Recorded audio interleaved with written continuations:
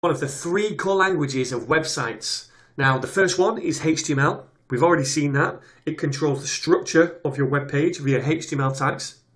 The second one is CSS, and this is more to do with the presentation and design of your website, so you can change colors or change the layout of your HTML in CSS.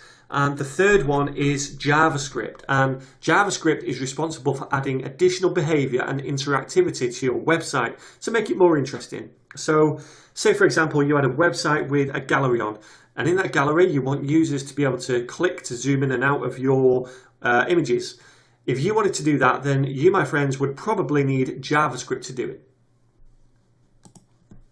Now, JavaScript is a scripting language, and many programmers will just disregard it as a scripting language, not a programming language. And by that, they mean it's intentionally limited. It doesn't have the same features as other programming languages such as C#, C++, or Java, in that it can't communicate with databases directly or file systems on a computer, among other things. However, its intended purpose was to add interactivity and to manipulate web pages, and for that, my friends, it's magnificent.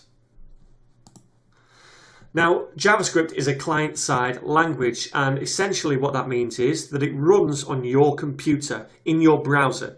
Okay, so when you type in a URL into your browser, that communicates with a server.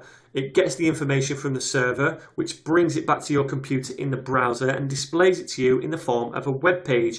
And that, my friends, is a combination of HTML, CSS, and probably JavaScript. So all of those three run on your browser, on your computer. That's what it's meant by a client-side language.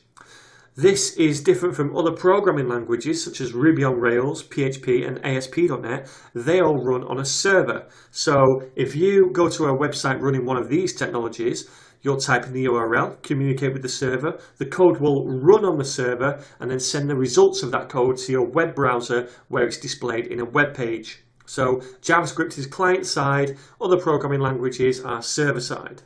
I would say also not to rely on JavaScript to add functionality to your website. Now, imagine you had a website and it sold items online.